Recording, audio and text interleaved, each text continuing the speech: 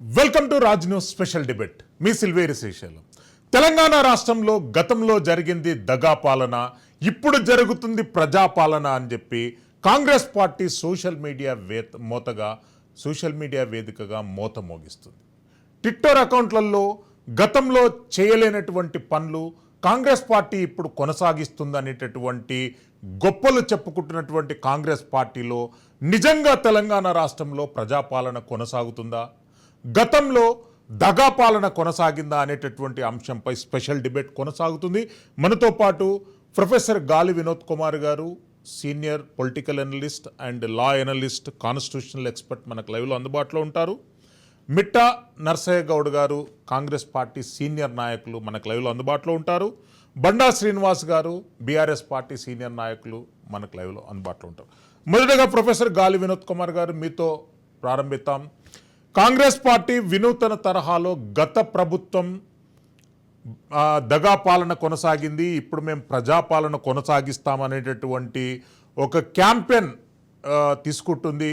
దానికి సంబంధించినటువంటి developmental models, developmental formats అనేటటువంటిది ప్రవేశపెడుతుంది. ఎవరిది దగా పాలన, ఎవరిది ప్రజాపాలన? Can you define please? అసలు కాంగ్రెస్ పార్టీకి ప్రజాపాలన అని చెప్పుకునే అర్హత లేదండి. ఇప్పటికీ కార్పొరేషన్ చైర్మన్లు ఎంతమందికి ఏ కమ్యూనిటీకి ఇచ్చారండి? ప్రజలు అంటే ఎవరు? Who is the people? ఇక్కడ 93% of the population SC, ST, BC మైనార్టీలు. వాళ్ళకి ఇచ్చిన వాటా ఎంత అండి ఈ కార్పొరేషన్ చైర్మన్లలో? ఎమ్మెల్యేల టికెట్లలో ఎన్ని ఇచ్చారండి వాళ్ళకి? ఎంపీ టికెట్లలో ఎన్ని ఇచ్చారు? క్యాబినెట్ మినిస్టర్ ఎన్ని ఇచ్చారండి? బడ్జెట్ కేటాయింపులో ఎంత చేశారండి? ఇది ప్రజాపాలన అని పేరుకే దగా పాలన కొనసాగుతుంది. ఇది దగా పాలన తప్ప ప్రజాపాలన కాదు. ఎందుకంటే నేను అంటున్న మాట కాదు ఇది. డిఎస్సి అభ్యర్థులు అంటున్నారు, గ్రూప్ 1 అభ్యర్థులు అంటున్నారు, గ్రూప్ 2 అభ్యర్థులు అంటున్నారు, గ్రూప్ 3 అభ్యర్థులు అంటున్నారు, చెట్ అభ్యర్థులు అంటున్నారు. నిరుద్యోగులంతా మూకుమ్మడిగా అంటున్న మాట వాళ్ళే ముంగటుండి గెలిపించారు కాంగ్రెస్ పార్టీని. ఇలా వాళ్ళే దగా పాలన అంటున్నారు. కాబట్టి ఈ దగా పాలన అనే దానికే కరెక్ట్ సూటబుల్ అవుతుంది కాంగ్రెస్, కానీ ప్రజాపాలనకు సూటబుల్ కాదనేది ఇవాళ మెజార్టీ ప్రజల యొక్క అభిప్రాయము.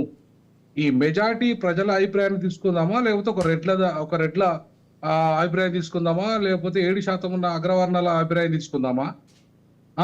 ఈ 7% ఉన్న అగ్రవర్ణాల్లో ఉన్న పేదలు ఈ తెలంగాణలో 1% లేదా 2% కంటే ఎక్కువ ఉండరు.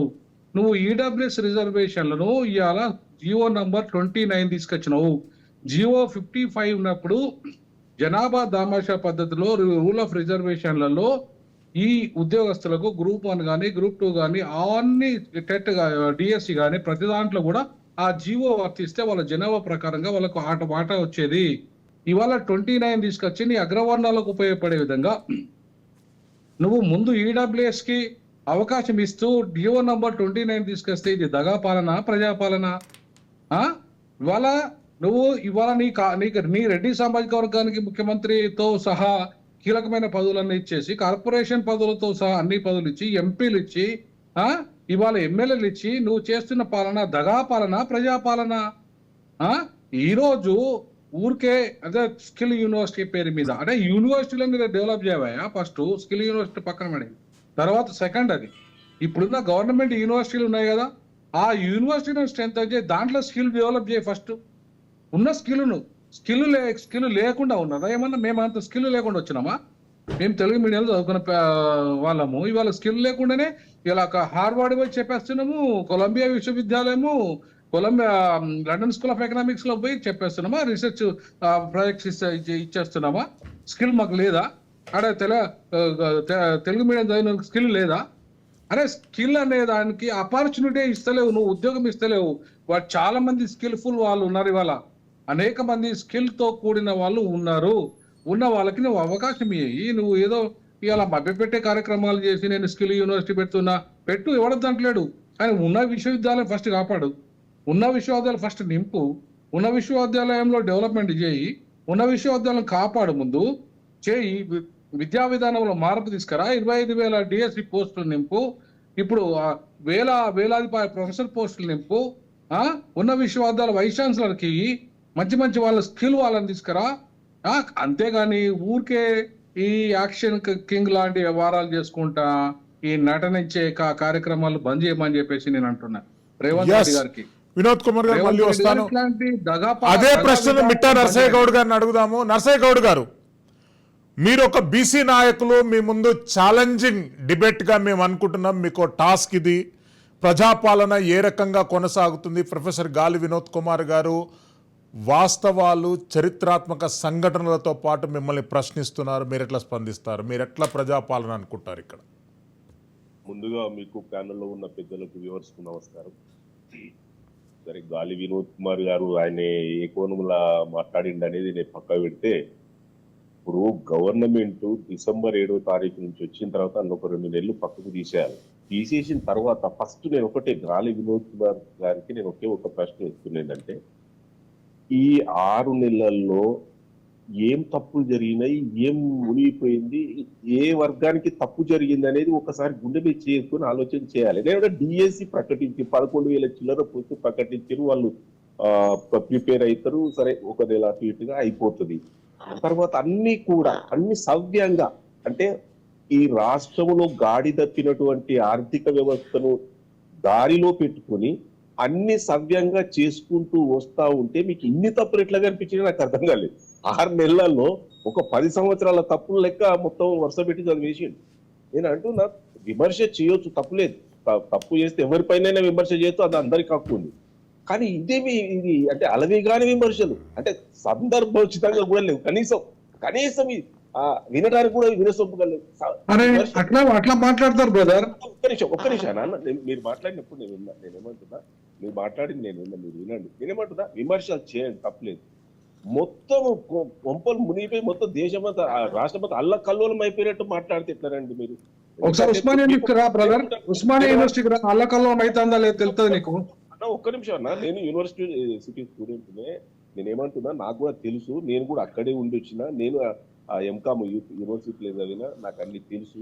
నేనేమంటున్నానా, ఏం విమర్శ, మీకు ఒక క్రెడిబిలిటీ ఉంది అంటే ఒక ఇండివిజువల్ గా, ఒక న్యూట్రలిస్ట్ గా, ఒక అనలిస్ట్ గా, ఒక కాలేజ్ ప్రొఫెసర్ గా మీకు ఒక ఇది ఉంది. మీ మాట వినే వాళ్ళు కూడా కొంతమంది ఉంటారు. కాబట్టి నేనేమంటూ, నిజాలు ఉంటే చెప్పండి, తప్పలేదు.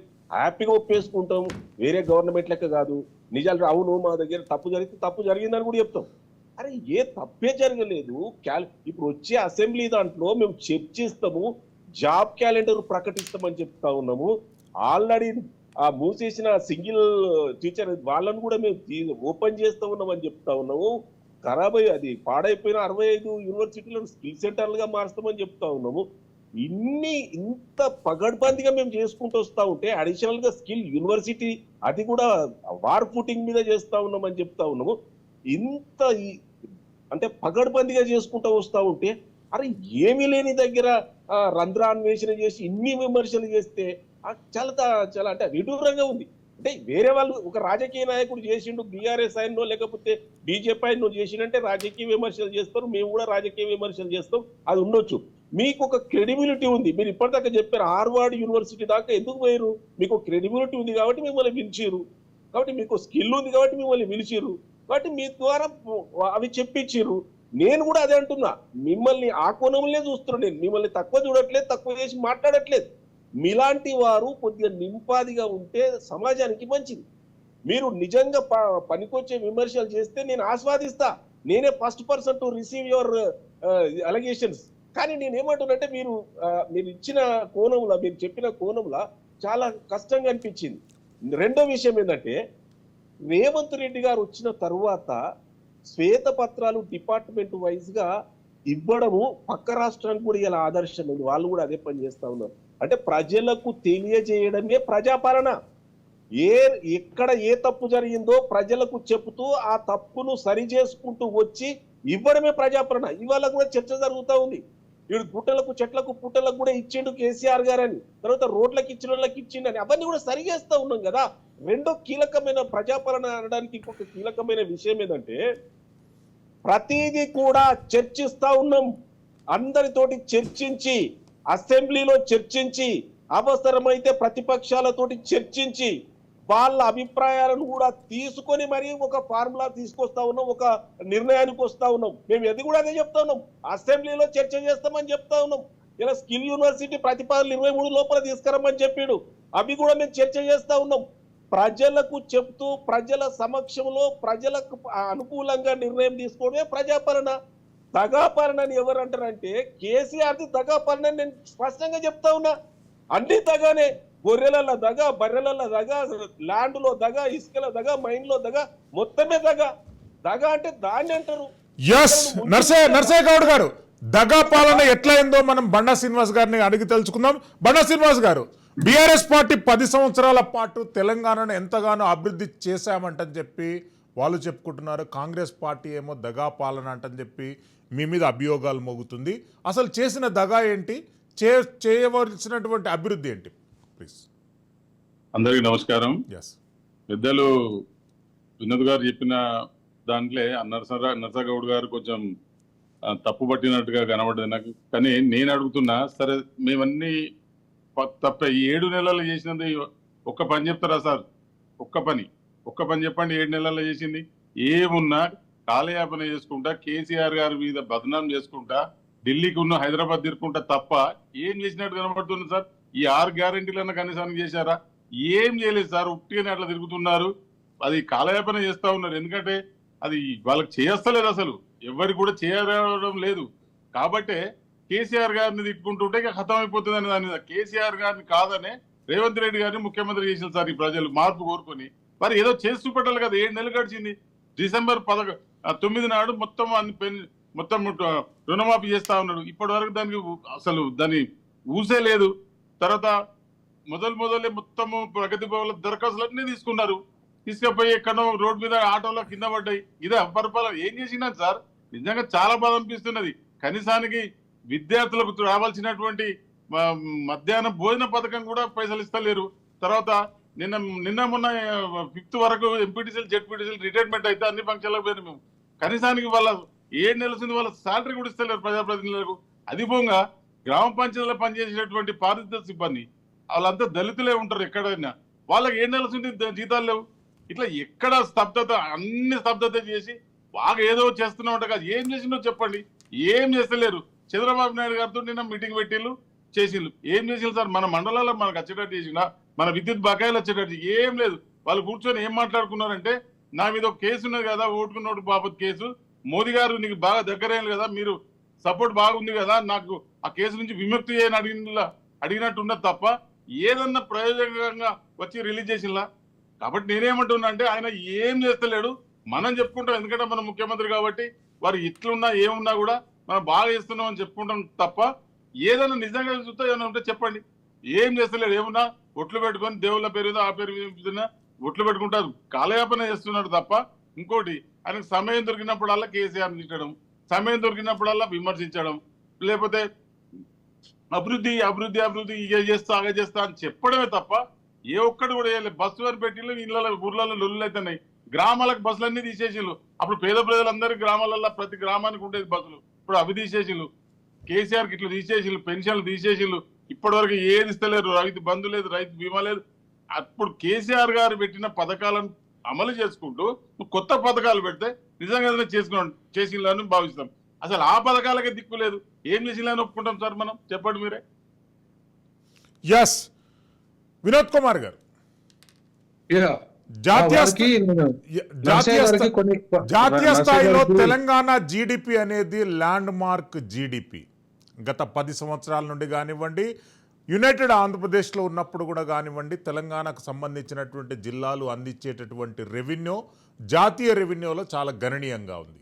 అది ఇప్పుడు ఏమన్నా తగ్గేటటువంటి ప్రమాదం ఉంది అని చెప్పి ఒక ఎకనామిస్ట్ ఈ మధ్యనే ఒక వ్యాసాన్ని రచించాడు.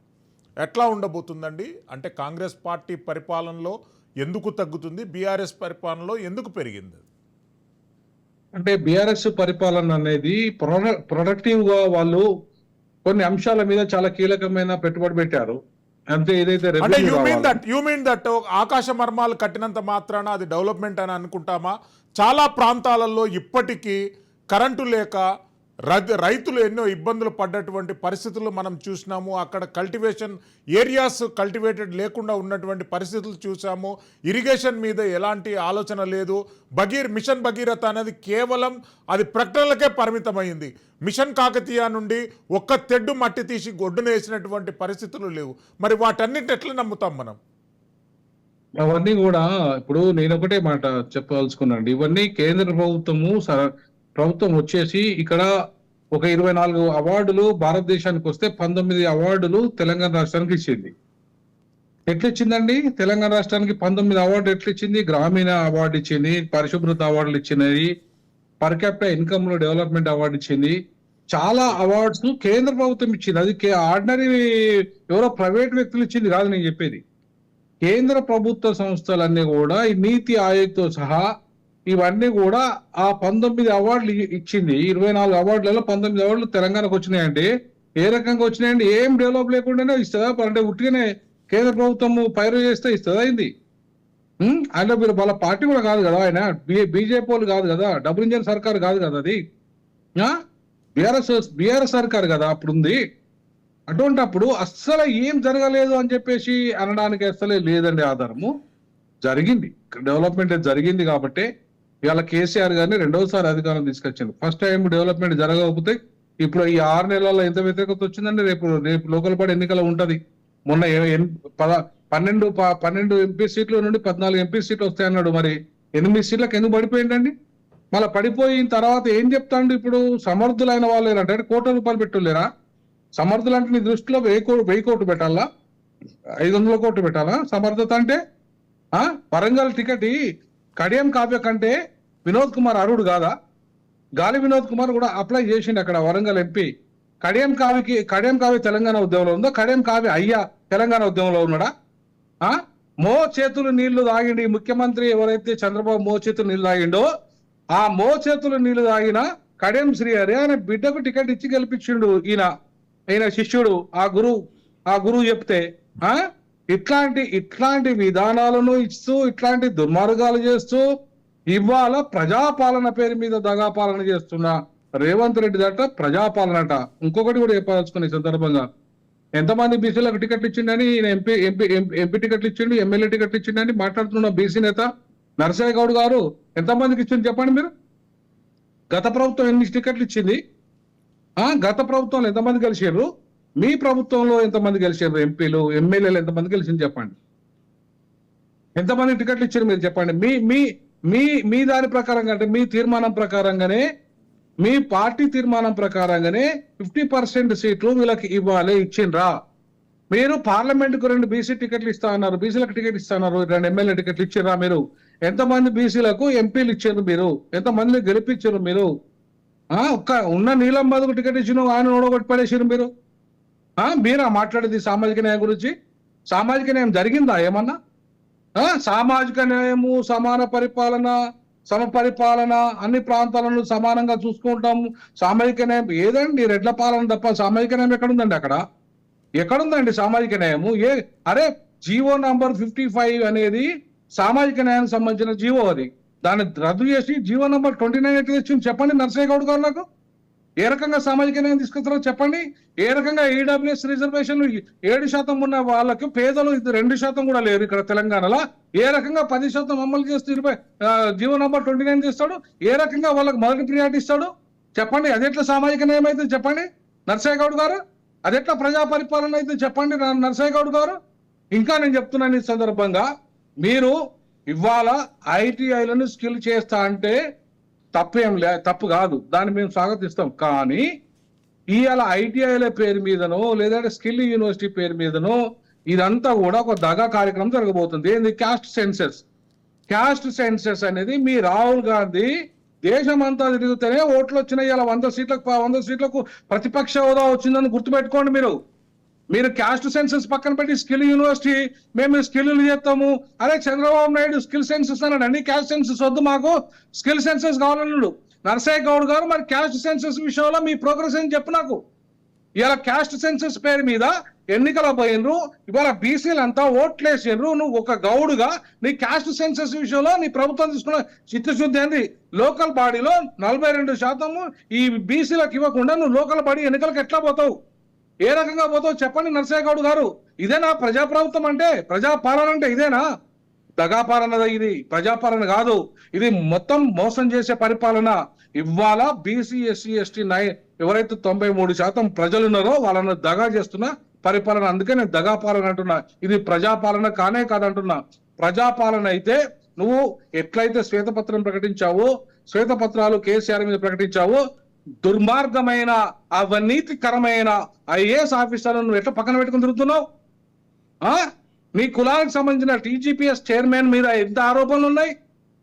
ఎంతమంది ఆఫీసర్లు, ఐఏఎస్ ఆఫీసర్ దుర్మార్గమైన అవినీతి కుంభకోణాలు చేసిన వాళ్ళు. నవీన్ మిట్టల్ 53 మంది దళితులు చచ్చిపోయిన ఆయన వల్ల. ఆయన ఎట్లా పెట్టుకొని తిరుగుతున్నావు నువ్వు? ఏ రకమైన అధికారం చేస్తున్నావు నువ్వు? ఏ రకమైన ప్రజాపాలన? ప్రొఫెసర్ గాలి Vinod Kumar garu, I will come to you again. Narasaiah Goud garu, అన్నా తెలంగాణ రాష్ట్రం అంటేనంటేనే అన్ని సమీకరణాల సమ్మేళనంగా భావిస్తాం. కానీ కాంగ్రెస్ పార్టీ అధికారంలోకి వచ్చాక కొద్దిగా సమతుల్యం తప్పింది అనేటటువంటి స్పష్టంగా కనిపిస్తుంది. దానికి మీరు ఎలా డిఫెండ్ చేసుకుంటారు? విషయంలో ఇప్పుడు సమతుల్యము తప్పింది అని ఎవరి కోణంలో వాళ్ళు చూసుకుంటే నేను చేయగలిగేది ఏం లేదు. నేను ఒకటే అంటున్నా, క్యాస్ట్ సెన్సెస్ గురించి మాట్లాడుతూ ఉన్నారు. ఇది ఒక పాలసీగా తీసుకున్నాం. దేశవ్యాప్తంగా కూడా క్యాస్ట్ సెన్సెస్ మేము తీస్తాము అని చెప్పినాం. అంటే 6 నెలల్లో తీసేది ఉండేనా? సాధ్యం అవుతుందా? 100% అవుతుంది. 100% అవుతుంది. 100% అవుతుందండి. సకల జనుల్లో ఆల్రెడీ సర్వే జరిగింది. గత ప్రభుత్వం చేసింది. పని కదా, ఎవరు చేయరు. అన్ని అబద్ధాలు. ఎందుకంటే ఆయన ఆగస్టు 19వ తారీఖు 2014 నాడు ఒక రోజు ఏదో చేసిండు. అది ఏమైందో కూడా తెలియదు. ఇప్పటికీ దిక్కు దివాళి చెప్పలేదు. ప్రభుత్వ డాక్యుమెంట్సే కదండి. అది పర్సనల్ కాదు, పార్టీది కాదు. అది నేనేమంటున్నా, క్యాస్ట్ సెన్సస్ అనేది సరి అయిన విధంగా దేశవ్యాప్తంగా చేయాలనేది కాంగ్రెస్ పార్టీ విధానం. మేము ఖచ్చితంగా చేసి తీరుతాం. ఎందుకు చేసి తీరుతాం? ఎప్పుడు లోకల్ బాడీ ఎన్నికల తర్వాతనా? అరే మీరు అట్లా తొందరపడితే ఎట్లా అండి? తొందర కాదండి. ఒక బీసీ నాయకుడిగా నీకు ఉండాలి. అసలు నీకు ఉండాలి మాట్లాడే. అరే బీసీ నాయకుడు అని నువ్వు బీసీవి. నువ్వు ఫస్ట్ బీసీవి. నువ్వు రెడ్డి కాదు, నువ్వు ఎడమ కాదు, కమ్మ కాదు. నువ్వు ఒక బీసీ నాయకునివి. నిమిషం వినండి. నీ ప్రజలకు మేలు చేసే కార్యక్రమం మాట్లాడు. నేను ఏం మాట్లాడుతానో తెలియకుండా మీరు అడ్డం పడితే ఎట్టానండి? లేదండి, 3 లక్షల ఉద్యోగము బీసీ ముఖ్యమంత్రి కోసం రాజీనామా చేసిన నేను. 3 లక్షల ఉద్యోగాన్ని వదులుకున్నా నేను. బీసీ ముఖ్యమంత్రి ఒక ఎస్సీ నాయ ఉండి బీసీ నాయకుడిగా నువ్వు మాట్లాడంటున్నా నేను. మీకు వరంగల్ టికెట్ ఇయ్యనంత మాత్రాన ఇంత ఫ్రస్ట్రేషన్ లో లేదు. నాకు వరంగల్ టికెట్ ఇవ్వకపోతానండి. ఏమి నేను నేనేమన్నా దగాకోరునా? నేనేమన్నా దగాకోరునా? ఒక డీన్ పొజిషన్, హైయెస్ట్ పొజిషన్ లో పనిచేసిన నేనేమన్నా దగాకోరునా? వచ్చారన్నా? లేదా రేవంత్ రెడ్డి లెక్క బ్లాక్ మెయిలర్నా? ప్లీజ్ సబ్జెక్ట్ డైవర్ట్ అవుతుంది. ప్లీజ్ అండి, సబ్జెక్ట్ డైవర్ట్ అవుతుంది. మీరు మాట్లాడేది తప్పు. మీకు ఎక్కువగా అంటే నేను కూడా మొదలు పెడితే చాలా మాట్లాడుతున్నాను. నేనేమంటున్నా, మీకు మీరు ఎక్కువగా ఊహించుకొని మాట్లాడొద్దు. నేను 40 ఏళ్ల నుంచి ఉన్న రాజకీయాల్లో స్టూడెంట్ కాంచున్నా. నాకు తెలియదని మీరు మాట్లాడొద్దు. నేను యూనివర్సిటీ స్టూడెంట్ను, నాకు తెలియదమ్మా. నేను LLB స్టూడెంట్ను, నాకు తెలియదని మాట్లాడొద్దు మీరు. నరసయ్య గౌడ్ గారు, వాస్తవాలు మాట్లాడమంటున్నా. అరే ఉండండి, మీరు ఉండండి. మధ్యలో ఎందుకు వస్తారు మీరు? అరే కాంగ్రెస్ పార్టీ నేను చెప్తున్నా, అసలు దాని పరమార్థం ఏందో తెలుసుకోకుండా మీరు మాట్లాడుతున్నారు. మేము క్యాస్ట్ సెన్సస్ ఎందుకు చేయాలనుకుంటున్నామో మీకు అసలు అర్థమవుతుందా? అసలు ఎంత ఉన్న పరమార్థం చెప్పండి. కూడా వినకుంటే ఎట్లానండి? నేను ఏమంటున్నా, భారతదేశంలో ఒక ట్రాన్స్ఫార్మేషన్ తీసుకురావాల్సిన అవసరం ఉంది. భారతదేశము కేవలము సాప్రనైజేషన్ కొరకు, మత విద్వేషాల కొరకు వీళ్ళు భారతీయ జనతా పార్టీ చేస్తున్నటువంటి నాటకానికి తెరదించడానికే ఈ క్యాస్ట్ సెన్సెస్. ఏ జనాభాకు ఎంత రావాలనేది తేలాలంటే క్యాస్ట్ సెన్సెస్ రావాలని డిమాండ్ చేసి దేశవ్యాప్తంగా తిరిగితే మమ్మల్ని నమ్మి 100 సీట్లు ఇచ్చారు. 6 నెలల్లో 3 నెలల్లోనే అవుతుందని కాదది.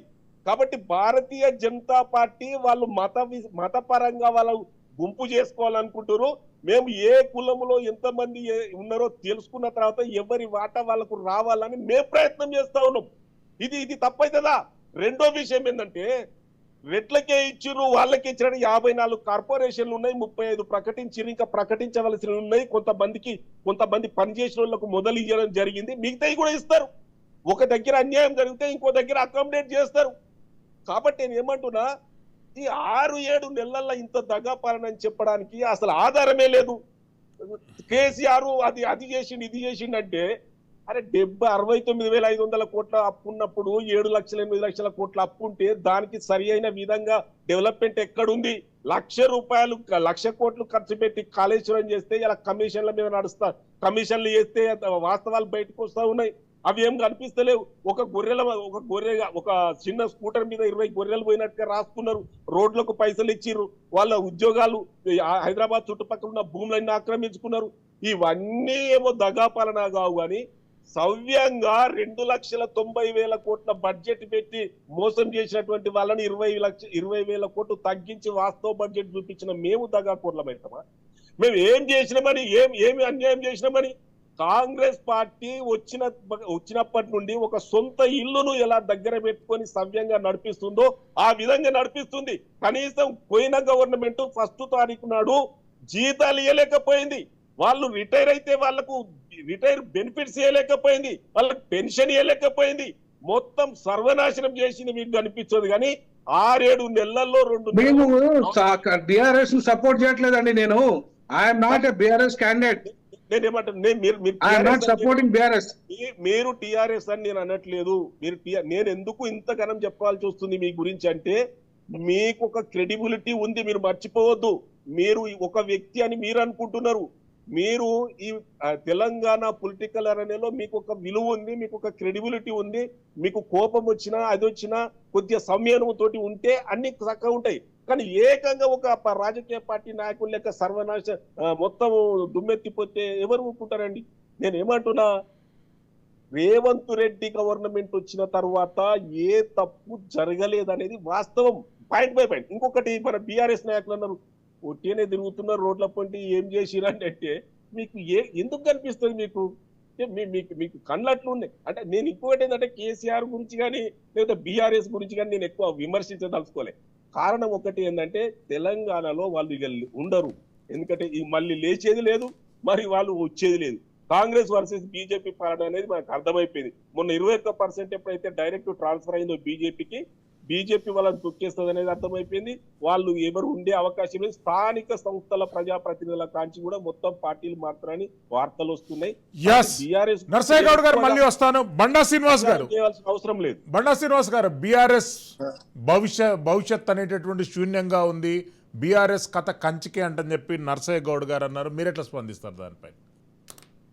ఇప్పుడు ఎవరు ఏందనేది ప్రజలు నిర్ణయిస్తారు. ఇప్పుడు స్థానిక సంస్థలల్లో రూలింగ్ గవర్నమెంట్ కాంగ్రెస్ ఉంది కదా, స్థానిక సంస్థలలో తెలుస్తుంది ఏందనేది. ప్రజలు చీకొడుతున్నారు సార్. ఇప్పటికే ఎక్కడ కూడా కనీసానికి గ్రామ పంచాయతీకి స్పందిస్తలేరు.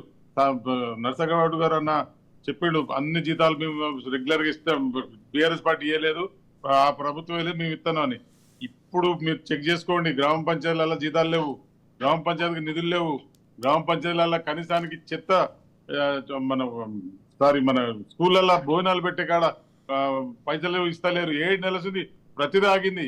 మీరు 7 నెలలు ఎందుకు ఆగింది? 7 నెలల కంటే ముందు ఎందుకు ఆగింది అంటే, 7 నెలల ముందు అన్నిటికీ కూడా అప్పటి గవర్నమెంట్ ఇచ్చింది. ఇప్పుడు వచ్చినటువంటి గవర్నమెంట్ ఏది ఇస్తలేదు. కావాలంటే మీరు చెక్ చేసుకోండి.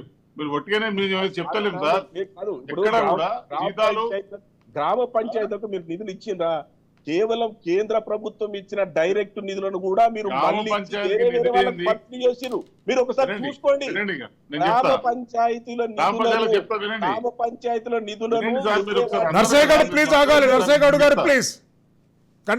పంచాయతీలు గతంలో ఎట్లుండే, గత 10 సంవత్సరాల తర్వాత ఎట్లయినా మీరు దయచేసి మీరు చూడండి. గ్రామ పంచాయతీలు తర్వాత వారికి కావాల్సిన సిబ్బంది, ఒక ట్రాక్టరు, చెట్లు, క్రీడా మైదానం, శ్మశాన వాటిక, ఇవన్నీ కూడా కేసీఆర్ అప్పుడైనా మీరు గుర్తుపెట్టుకోండి. ఏది కూడా ఆ రోజులలో, ఆ 10 సంవత్సరాలనే తప్ప ఇప్పుడు అవి కనీసానికి ఆ చెట్లకు నీళ్లు పోసేటువంటి పరిస్థితి లేదు, ఆ గ్రామ పంచాయతీలో ఉండే పరిస్థితి లేదు. అది ఎవ్వరు కూడా అంత విడిచిపెట్టినట్టు అయిపోయింది. ఇల్లిడ్స్ పెట్టినట్టు అయిపోయింది ఊరిని. కాబట్టి మీరు ఫస్ట్ ఆ గ్రామ పంచాయతీలు బలోపేతం చేయండి. గ్రామ పంచాయతీలు అయితేనే గ్రామ పంచాయతీలు బలోపేతం అయితేనే ఈ రాష్ట్రంలో అన్ని కూడా బాగుంటాయి. గ్రామ పంచాయతీలు నిర్లక్ష్యం చేస్తున్నారు. ఇప్పుడు రాబోయే ఎలక్షన్ల పూట తగిన గుణపడ చెప్తారు. ఇప్పటికే రేవంత్ రెడ్డిని ప్రతి గ్రామంలో రేవంత్ రెడ్డిని తిట్టని వాళ్ళు లేరు. ఒక టీఆర్ఎస్ పార్టీ, కాంగ్రెస్ పార్టీ, ఈ పార్టీలుగా జనరల్ పబ్లిక్ మేము ఎందుకు వేసినవరా బాబు ఓటు, మేము మంచిగా బ్రహ్మాండంగా పరిపాలించే కేసీఆర్ నుంచి పెట్టుకొని వేరే ఏం వట్టిగానే హామీలు ఇచ్చుకుంటూ పోయే ప్రభుత్వానికి వేసినామని ఇప్పటికే చీకొడుతున్నారు. అది మీ అంతరాత్మకు తెలుసు, అందరికీ తెలుసు. కాబట్టి నేనేమంటున్నా అంటే మీరు ఎట్లాగో మిమ్మల్ని ఎన్నుకున్నాం తప్పది. కాబట్టి మీరు పరిపాలన చేయండి. పరిపాలన చేసుకుంటా మీరు ప్రజల చేత మన్నలు పొందే ప్రయత్నం చేయాలి. వచ్చే కేసీఆర్ గారు పెట్టినటువంటి అన్ని స్కీమ్లను ఖచ్చితంగా అమలు చేసి మీరు కొత్తవి పెట్టండి. కొత్తవి పెట్టి దాన్ని అమలు చేసుకుంటా ప్రజల మన్నలు పొందాలి తప్ప కేసీఆర్ ఫోటో ఉంటే పాఠ్య పుస్తకాలు బంద్ చేయడం, కేసీఆర్ కిట్ అని ఉంటే ఆ కిట్లు బంద్ చేయడం. ఇలా హాస్పిటల్ పరిస్థితి చూడండి, మీ గ్రామాలలో ఉన్న హాస్పిటల్ పరిస్థితి చూడండి. ఎక్కడ కూడా అంత ఇల్లిడ్స్ పెట్టిపోతే ఊరిడ్స్ పెట్టిపోతే ఎట్టునో గట్లాంటి పరిస్థితులే ఉన్నాయి. ఎక్కడ కూడా గవర్నమెంట్ వచ్చింది, రేవంత్ రెడ్డి గారు ముఖ్యమంత్రి, ఇలా మేము మంచిగా పర్వాలేదు మాకు అనే టైప్ లో లేదు. ఆ రోజులల్లా ఆ 10 సంవత్సరాలలో కేసీఆర్ గారు అంటే 29 రాష్ట్రాలలోనే గొప్పగా చెప్పుకున్నటువంటి సందర్భం. వారికి 24 అవార్డులు ఇస్తే 19 అవార్డులు మనకే వచ్చినాయి. ఉట్టిగానే ఇవ్వరు కదా సార్. నేను అందుకొరకు ఏమంటున్నా అంటే పరిపాలన చేయండి.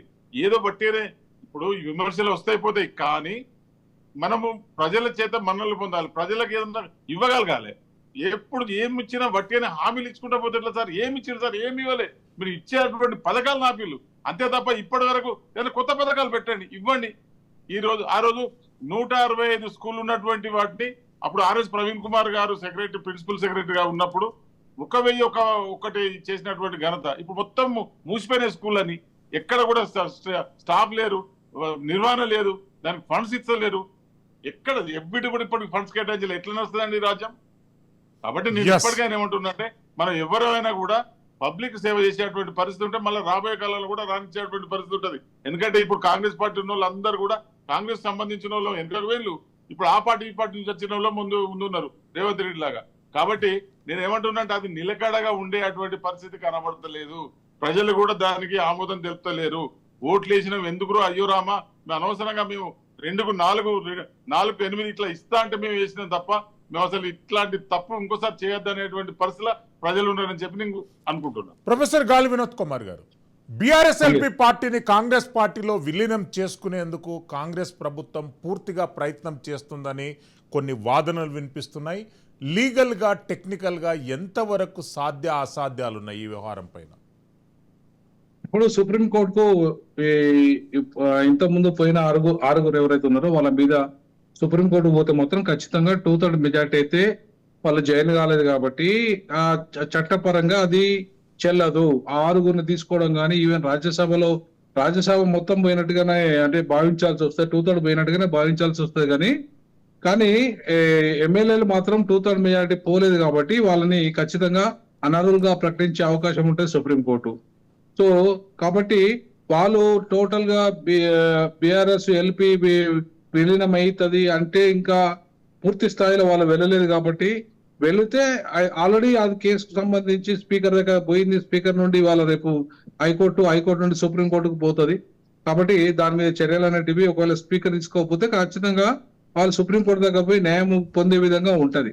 ఇంకొక విషయం కూడా చెప్పాల్సుకునే సందర్భంగా నిజంగానే బాగా ముఖ్యమంత్రి గారు పవర్ఫుల్ అయితే లోకల్ బాడీ ఎన్నికల్లో బీఆర్ఎస్ ని గెలిపించటోళ్ళే కాదు, ఎంపీ ఎన్నికల్లో బీఆర్ఎస్ ని గెలిపించటోళ్ళే కాదు.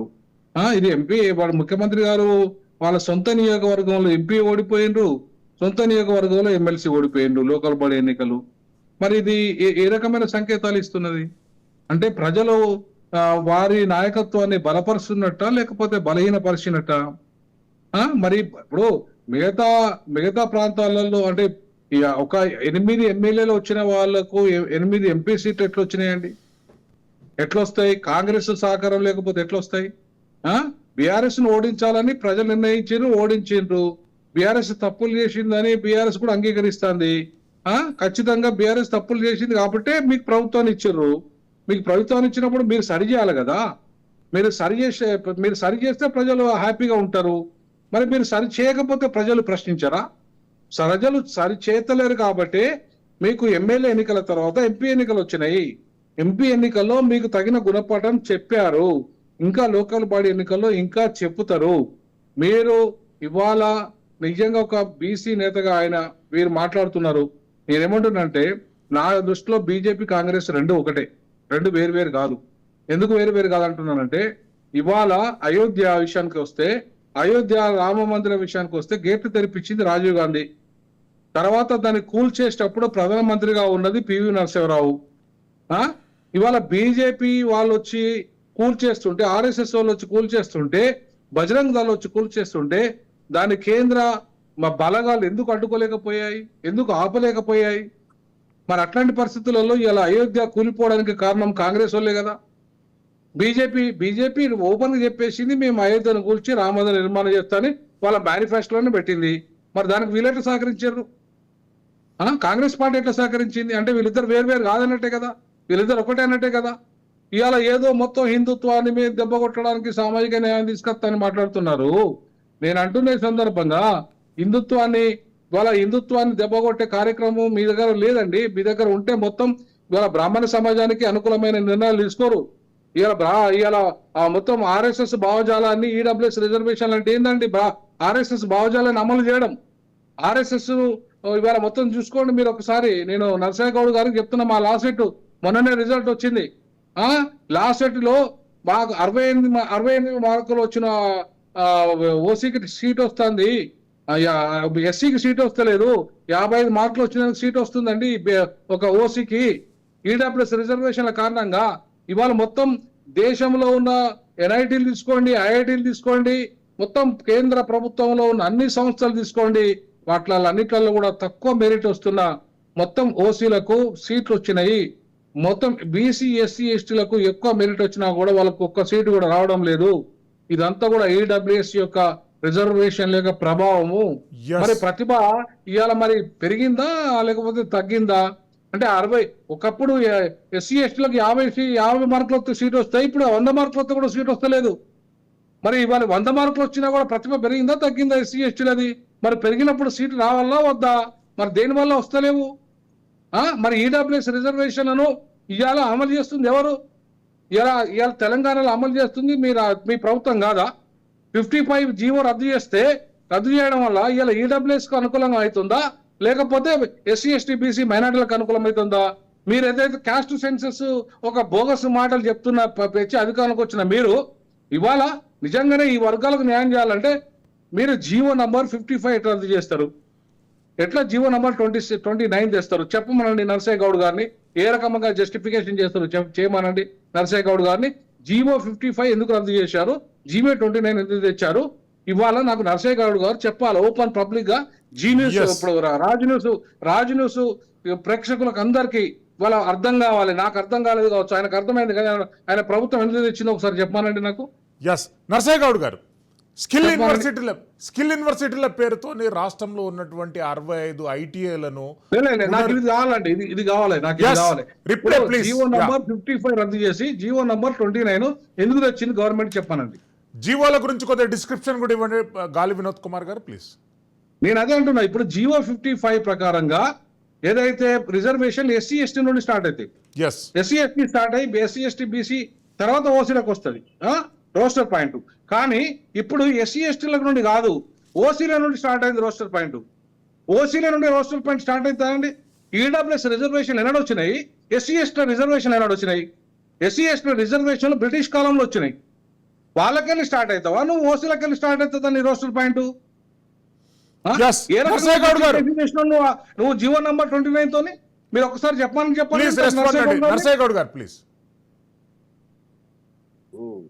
వినోద్ కుమార్ గారు ఏం చెప్పదలుచుకున్నారో నాకు అర్థమవుతుంది. వాళ్ళు మాట్లాడే తీరు కానీ వాళ్ళు మాట్లాడే విధానం నాకు అర్థమవుతుంది. అర్థం కాదని ఏం కాదు. నేనేమంటున్నా, హలో ఆడియబుల్. అయితే జీవో నెంబర్ 29 ఎందుకు తెచ్చిర్రు, జీవో నెంబర్ 55 ఎందుకు రద్దు చేసిర్రు అనేది ప్రభుత్వం ఆలోచన చేసి తీసుకున్నటువంటి నిర్ణయమే తప్ప ఒక ఇండివిజువల్ ఆలోచన మీద తీసుకున్నటువంటి. చెప్పండి ఏ రకమైన న్యాయం? నెంబర్ 2 చెప్పండి. నెంబర్ 2 ఏంటంటే ఈడబ్ల్యూఎస్ రిజర్వేషన్ అనేది 10% ఎక్స్ట్రా 50 పైన చేసినటువంటి రిజర్వేషన్ మోడీ గారు వచ్చినప్పుడు తీసుకొచ్చారు, అన్ని కేసీఆర్ గారు ఉన్నప్పుడు కూడా తీసుకున్నారు, మేము కూడా తీసుకున్నాము. ఇప్పుడు వారు చెప్పే కీలకమైన విషయం కేసీఆర్ గారు ఉన్నప్పుడు జీవో 55 ఉందండి. అదే కేసీఆర్ గారు జీవో 55 అమలు చేసిండ్రు, ఎస్సీ ఎస్టీ నుండి స్టార్ట్ చేసిండ్రు రోస్టర్ పాయింట్. కేసీఆర్ కు ఏదైతే మంచిగా అనిపించిందో 55 పెట్టుకొని చేసిండు. నేనేమంటున్నా, అది మా ఉద్దేశంలో అది సరి అయిన విధానం కాదనుకున్నాం కాబట్టి దాన్ని రద్దు చేసి 29 తెచ్చి చేస్తా ఉన్నాం. అంతకంటే ఇంకెక్కువ ఏముంటది అందులో? కేసీఆర్ చేసింది మేమెందుకు చేస్తామండి? కేసీఆర్ అవన్నీ చేసిండు, అవన్నీ నేను కేసీఆర్ గురించి మాట్లాడుతున్నా. ఎస్సీ ఎస్టీ బీసీ మైనారిటీలకు ఎట్లా లాభం జరుగుతుంది చెప్పండి మీరు. 29 ద్వారా ఎస్సీ ఎస్టీలకు సంబంధించి రాజ్యాంగమే కల్పించింది, దాన్ని ఎవ్వరూ ఒక ఇంచు కూడా కదిలించడానికి వీలు లేదే లేదని ఇక అందులో నిర్వివాదాంశం అది. ఎందుకంటే బీసీలదంటే అటు ఇటు అవుతా ఉంటది. ఇప్పుడు 33-34% ఉన్నటువంటి బీసీ రిజర్వేషన్ కేసీఆర్ స్థానిక సంస్థల ఎన్నికల కంటే ముందు 23% తీసుకొచ్చారు. ఆ రోజు ఎవరు సపోర్ట్ చేయలేదు. అంటే బీసీల ఆయన విధానం అది. నేను ఏమంటున్నా, ఆయన విధానం అది. ఇది కాదంటారేమో చెప్పండి. 33% ఉన్నటువంటి బీసీ రిజర్వేషన్లను 23% కు తగ్గించి స్థానిక సంస్థల ఎన్నికలకు పోయినప్పుడు ఏం చేయగలిగినాం? మేము మొత్తుకున్నాం, ఇట్లనే టీవీలలో మొత్తుకున్నాం, ధర్నాలు చేసినాం, ఏం చేయలేకపోయినాం. కాబట్టి నేను ఏమంటున్నంటే, ఈ రోజు ఇప్పుడున్న పరిస్థితులలో కేసీఆర్ తెచ్చినటువంటి జీవో, ఎందుకంటే వీరు చెప్పింది ఏంటి, ఎస్సీ ఎస్టీల నుంచి స్టార్ట్ అయ్యి ఓసీలకు వస్తుంది. ఇప్పుడు 29 జీవోలో ఓసీ నుంచి స్టార్ట్ అయ్యి ఎస్సీ ఎస్టీల దగ్గర బీసీ ఎస్సీ ఎస్టీల దగ్గరికి వస్తుంది అనేది వాళ్ళు చెప్తున్నటువంటి విషయం. ఈ విషయాలు ఏమి అర్థం కాకుండానే ప్రభుత్వం జీవో తీసుకొచ్చినట్టరా? దీంట్లో లోటుపాట్లు ఉన్నాయని సరిదిద్దడానికే ఈ జీవో తీసుకొచ్చారు, అందరికీ న్యాయం చేయడానికే తీసుకొచ్చారు తప్పితే ఎస్సీలకు బీసీలకు అన్యాయం చేస్తే. అయితే ఒక పని చెప్పానండి, నేను నర్సయ్యగౌడ్ గారు చిన్న ప్లీజ్ ఒకటే పాయింట్ మీకు యాడ్ చేస్తున్నా, ఒక పాయింట్ యాడ్ చేస్తా ప్లీజ్ వినండి. ఒకటే పాయింట్, గ్రూప్ 1 లో కట్ ఆఫ్ మార్కులు ఇప్పుడు రిజల్ట్ ఇచ్చారు కదా, కట్ ఆఫ్ మార్కులు ఎవరెవరికి ఏ వర్గాలకు, బీసీల కట్ ఆఫ్ ఎంత అయింది, ఎస్సీ ఎస్టీల కట్ ఆఫ్ ఎంత అయింది, ఓసీల కట్ ఆఫ్ ఎంత అయింది, ఒక్కసారి ఓపెన్ గా ప్రకటించమనండి. ఏది వెబ్సైట్ లో పెట్టమనండి, వెబ్సైట్ లో టీజీపీఎస్సీ వెబ్సైట్ లో పెట్టమనండి. శ్రీశైలం అన్న ఈ ఉద్యోగాలు, ఈ కట్ ఆఫ్ మార్కులు, ఈ జీవోల మీద మళ్ళీ ఒక డిబేట్ పెట్టు. అంటే కాదన్న, అంటే ఇప్పుడు మనము సమీకరణ అంటే తెలంగాణ సమస్య కదా మాట్లాడేది, తెలంగాణ రాష్ట్రంలో ఆ టాపిక్స్ అన్ని కూడా మనం చర్చించడానికి పాయింట్ మనం చేద్దాం. ఎందుకంటే నాకు పూర్తి అవగాహన ఉంది, నేను పాయింట్ టు పాయింట్ మీకు ఎక్స్ప్లెయిన్ చేస్తా లైవ్. ఇదే రాజ్ న్యూస్ అన్న కనుక అవకాశం ఇస్తే. నేను రెండో విషయం ఏం చెప్తున్నా, ఇప్పుడు ఎంతసేపు కాంగ్రెస్ గవర్నమెంట్, హలో చెప్పండి ప్లీజ్ ఎంతసేపు కాంగ్రెస్ గవర్నమెంట్ తప్పు చేసిందనే కోణంలో మాట్లాడడం తప్పితే, అరే ఏం జరిగిందని తప్పు ఎక్కడ? అరే 30,000 వచ్చిన తర్వాత సుమారు 30,000 ఉద్యోగాలు చేతికి అందినాయి. దానికి ప్రభుత్వం ఇచ్చిందే కదా, మీరేమన్నా మొదటి నుంచి చేసినట్టు? అరే ఇది కంటిన్యూస్ ప్రాసెస్, వాళ్ళు ఎగ్జామ్ పెట్టవచ్చు, మేమన్నీ క్లియరెన్స్ చేసి మేము ఇచ్చినాము. తర్వాత 11,000 డిఎస్సీ, 4,500 స్కూళ్ళు బాగు చేస్తున్నాము, స్కిల్ డెవలప్మెంట్ యూనివర్సిటీ తీసుకొస్తున్నాము, ఇలా క్యాంటీన్లు తీసుకొస్తున్నాము, తర్వాత జీతాలు ఇస్తా ఉన్నాము, తర్వాత అన్ని సెట్ చేస్తా ఉన్నాము, ఆర్థిక వ్యవస్థ సెట్ చేస్తా ఉన్నాం. జరిగిన తప్పుల మీద కమిషన్ వేసి బయటికి తీసి అవసరమైతే రెవెన్యూ రికవరీ చట్టాన్ని ఉపయోగించి ఎవరైతే రోడ్లకు ఫామ్ హౌస్లకు డబ్బులు తీసుకొద్దామన్న ఆలోచన చేస్తా ఉన్నాం. మహిళలకు బస్ ఫెసిలిటీ ఇచ్చినాం, 10 లక్షల రూపాయల ఇది మన వీళ్ళకు ఆరోగ్యశ్రీ ఇచ్చినాం. తర్వాత ఇంకా 1-2 చేయదలుచుకున్నాం, 200 యూనిట్ల ఇది మన విద్యుత్ ఫ్రీ ఇచ్చినాం. ఇవేమి కనిపిస్తలేవు. ఇవన్నీ మంచియే కాంగ్రెస్. అంటే నేనేమంటున్నా, ఇప్పుడు వారు చెప్పేది ఏంటి, బీసీలకు అన్యాయం జరిగింది. నేను 54 కార్పొరేషన్లు ఉన్నాయి, 35 ప్రకటించారు, కొంతమందికి వచ్చిండ్రు, ఇంకా మిగతా ఇంకో 20 ఉన్నాయి. ఆ 20లో బీసీలకు న్యాయం చేస్తారు. ఎమ్మెల్యేలలో ఎంత ఇచ్చారు, ఎంపీలలో ఎంత ఇచ్చారు. నేను ఒకటే అంటున్నా, 1952 సార్ ఎస్సీలు ఎస్టీలు అనే వాళ్ళ దగ్గర నుంచి ఒక సీటు గుంజుకోవడానికి లేదు, వాళ్ళకి తగ్గించడానికి ఒకటే కార్పొరేషన్ ఒకటే ఇచ్చారు ఎస్సీలకి. నేనేమంటున్నా, ఇంకా 20 ఉన్నాయి, అకామిడేట్ చేస్తారు. నేనేమంటున్నా, మీరు సద్విమర్శ చేస్తే మాకేం బాధ లేదు, ఇవ్వాలని మేము కూడా అడుగుతాం ఇంటర్నల్ గా. నేనేమంటున్నా, ఫస్ట్ ఫేజ్ లో ఇవి వచ్చినాయి, సెకండ్ ఫేజ్ లో ఇంకా 20 ఉన్నాయి, అవి కాకుండా ఇంకా చాలా ఉంటాయి. మార్కెట్ కమిటీలు ఉంటాయి, ఇంకా చాలా ఉంటాయి, చిన్న దేవాలయానికి సంబంధించిన ఇంకా చాలా ఉంటాయి. అన్నిట్లో కూడా అకామిడేట్ చేస్తారు. ఒక్క ఫస్ట్ ఫేజ్ రిలీజ్ కాగానే మొత్తం అయిపోయింది, ఇక ఇన్ని మాకేం రాలేదన్నట్టు మాట్లాడితే అది అంటే కీలకమైన పోస్టులన్నీ పోయినాక ఇంకేముంటదండి? గొర్రెలు బరగా ఉంటారు మన వాళ్ళంతా. గొర్రెలు బరలు చెప్పులు కార్పొరేషన్లకు ఇవేనా? టిఆర్ఎస్ మిత్రుడు ఒక మాట ఏం చెప్తున్నట్టే, ఇల్లు వదిలిపెట్టిపోయినట్టే ఉంది, మొత్తం వదిలిపెట్టినట్టుందంటే ఆయన ఇంకో కోణంలో అనగా నిజంగా కూడా అట్లేదు. ఎందుకంటే ఇల్లు వదిలిపెట్టి ఎట్లయిందో సంసారం అట్లనే ఉంది. మేము వచ్చే వరకు అస్త వ్యస్తం తయారైపోయింది. 7-8 లక్షల కోట్ల అప్పు చేసి పెట్టి ఒక్క దగ్గర ₹1 రోజు చిప్పబట్టుకుని అడక తీయడం తప్ప డబ్బులు లేనటువంటి పరిస్థితి తీసుకొచ్చి పోయారు. వాళ్ళు ఇల్లు వదిలిపెట్టి నాశనం చేసిపోయారు. మేము దాన్ని సరి చేస్తా ఉన్నాం. ఈ రోజు 1 తారీఖు నాడు జీతాలు ఇవ్వగలుగుతున్నాం అని అంటే మేము సెట్ చేసినట్టు కదా. కేసీఆర్ 9.5 సంవత్సరాల తర్వాత వాళ్ళు చేసింది ఏంది? అది వాళ్లకు 17,000 కోట్ల రూపాయల మిగులు బడ్జెట్ తోటి చేతులు పెడితే జీతాలు ఇవ్వలేని పరిస్థితి తీసుకొచ్చిన వాళ్ళండి మాకు చెప్పేది. తర్వాత ఇంకోటి 25 అవార్డులు ప్రకటిస్తే 19 తెలంగాణకు వచ్చినాయంటే దేనికి వచ్చినాయి? గ్రామ స్థాయిలో ఉన్నటువంటి వాటికి కాదా? వాటికి నిధులు ఎవరు ఇచ్చారు? కేంద్రం ఇవ్వలేదా? కేంద్రం యజమాయిషీ చేస్తే వాళ్ళు ఇచ్చుకున్నారు. కానీ కేసీఆర్కి ఇచ్చినట్టు ఎట్లయితుంది? కేసీఆర్ కు నేను అంటున్నా, ఇదే ఈ మిషన్ భగీరథ, మిషన్ కాకతీయ ఉన్నది, దానికి 20,000 కోట్లు ఇవ్వమని వాళ్ళు చెప్పారు కదా, ఎందుకో ఇవ్వలేదు. ఇవన్నీ ఒట్టి మాట్లాడి కలిసి ఉన్నప్పుడు కలిసి ఉన్నప్పుడు నువ్వు నేను మంచి ఉన్నప్పుడు మస్తు చెప్తారు. మరి ఆయన వచ్చి చెప్పిండు కదా 20,000 కోట్లు ఇస్తా, ఈయన ఇది మంచిదే అది మంచిదే అన్న తర్వాత ఎప్పుడైతే వీళ్ళకి చెడిపోయిందో, కాళేశ్వరం ఇది ఏటీఎం అయిపోయింది కేసీఆర్ కానీ వాళ్ళే మొదలుపెట్టిరు. మరి వదిలిపెట్టిన వాళ్ళు ఊకున్నారా? ఏమైనా శిక్షించిండ్రా? ఏమైనా చేసిండ్రా? అంటే ఏం చేయలేదు. లాస్ట్ కి 21% ఓట్లు ట్రాన్స్ఫర్ చేసుకొని ఆయనను ఆ రాజకీయ అధోపాతానికి తొక్కిరు.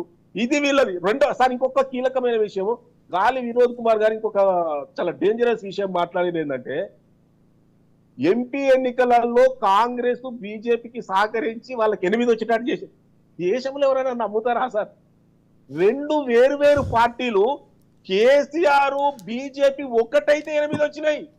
కేసీఆర్ తన కూతురికి ఏమన్నా బెయిలిప్పిస్తారేమని బాధపడి వెనుకకు తగ్గితే కాంగ్రెస్ ఓట్లు చీలిస్తే వాళ్ళకి వచ్చినాయి.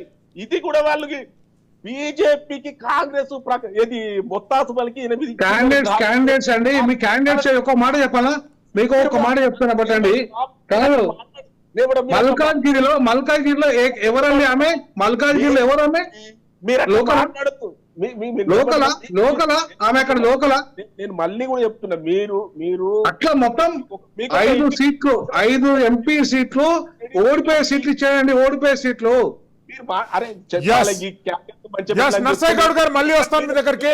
బండా శ్రీనివాస్ గారు కన్క్లూజన్ పాయింట్ చెప్పండి. బీఆర్ఎస్ పార్టీకి పూర్వ వైభవం తెలంగాణలో పాసిబిలిటీ ఉందా? కన్క్లూజన్ 100% వస్తుంది సార్. 100% వస్తుంది. ముఖ్యంగా రేవంత్ రెడ్డి గారు పాపం స్టార్టింగ్ ఎలక్షన్ల నుంచి కూడా ఆయన అప్పుడప్పుడు ఇంటర్వ్యూలలో చెప్తాడు, మేము మా గన్మెన్లు కూడా మా రెడ్లు వస్తేనే లోపలికి రానిస్తారు, కొంచెం బట్టలు గిట్ల మంచిగా ఉండి అది చేసి కొంచెం వేరే వాళ్ళైతే రానియరు.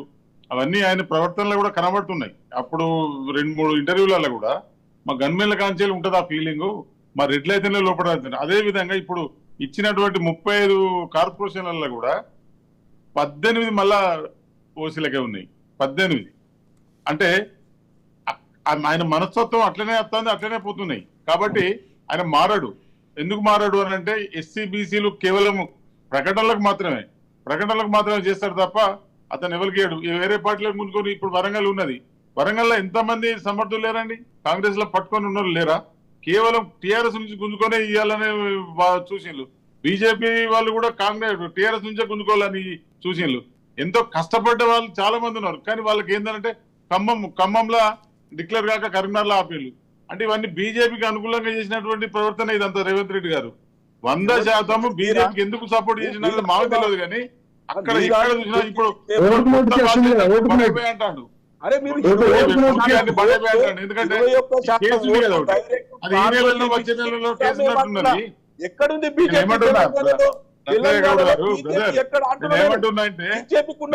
ఏమంటున్నా నిన్న రోజు కూడా ఎవరి ఓట్లు ట్రాన్స్ఫర్ అయినాయండి? మీరు క్లియర్ గా చెప్పండి. 37% ఓట్లలో మీకు వచ్చింది 16% ఓట్లు.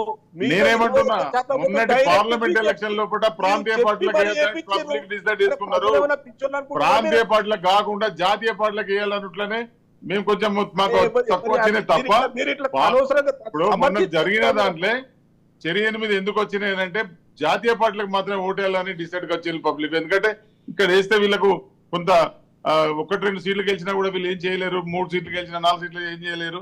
మనము ఖచ్చితంగా జాతీయ పార్టీలకు వేద్దామని కొన్ని లైన్ల కొంత క్రైస్తవులు, కొంత ముస్లింస్ ఓ రకంగా మీకేసి, ఎందుకంటే బీజేపీ కొంతమంది వాళ్ళు వినండి. చేసుకోవద్దు. మీరు ప్రతి కావాలని ఒక్కరు మొన్న last కు ఉన్న మెదకులో ఎలక్షన్లల్లో కూడా దాదాపుగా ఒక మెదకులో కూడా పాలసీ మీరు ఓడిపోయినట్టే దీని అర్థం ఒకటే. మెదకులో కూడా మీరు ఓడిపోయినట్టే దీని అర్థం ఒకటే. మీరు ఎక్కడైనా కావాలని మెదక్లా గానీ కరీంనగర్ గానీ వరంగల్ అందరికీ తెలుసు ఇలా కదా. మెదక్ ఇట్లా కాదండి మా వినండి. మెదకులో ఎట్లా గెలుస్తుంది?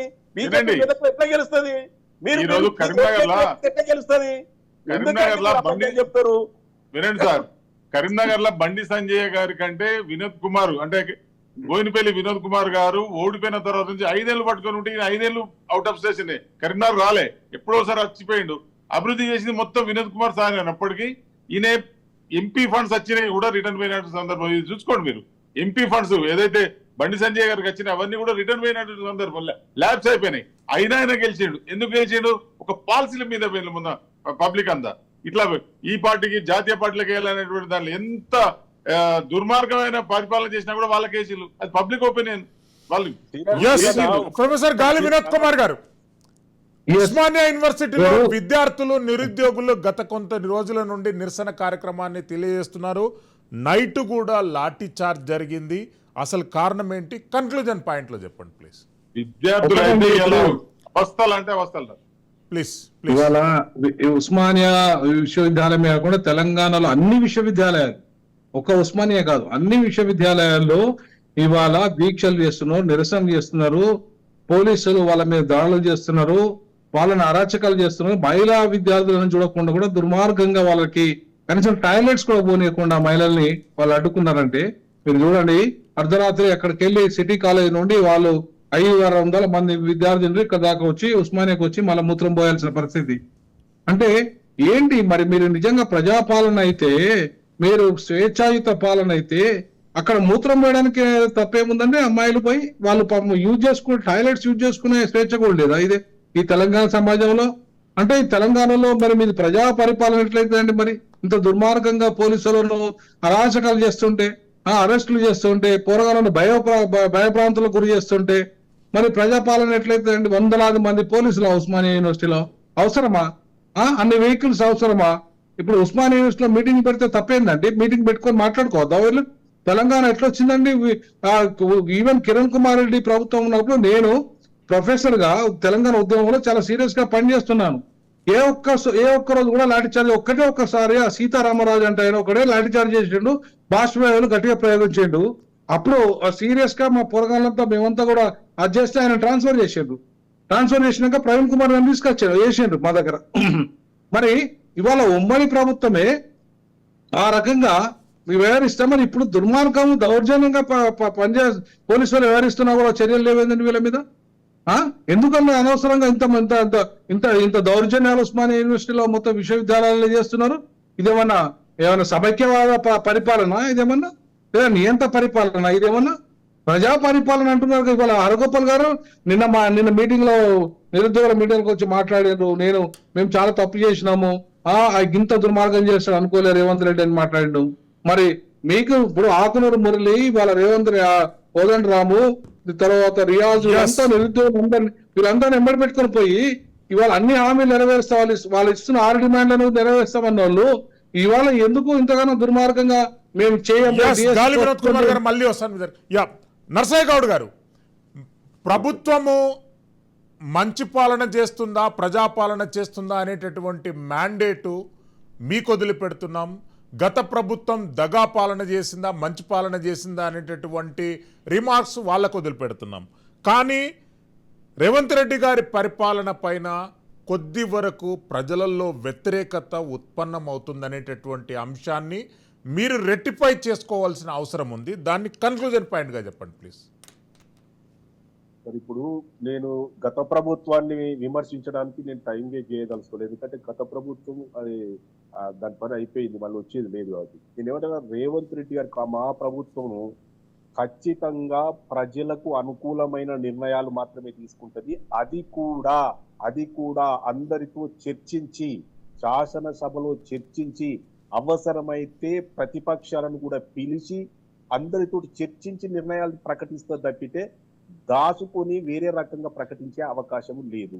రెండో కీలకమైన విషయం ఏంటంటే, మేము ప్రకటించినటువంటి అన్ని హామీలు కూడా కొద్దిగా లేటుగా అటు ఇటు అవుతుండవచ్చు, కానీ ఖచ్చితంగా నెరవేర్చి తీరుతాం. ప్రజలు మమ్మల్ని నమ్మి ఓటేసిరు కాబట్టి అవన్నీ ఖచ్చితంగా నెరవేర్చుతూ చెప్పనివి కూడా ఖచ్చితంగా చేస్తూ ఉంటాం.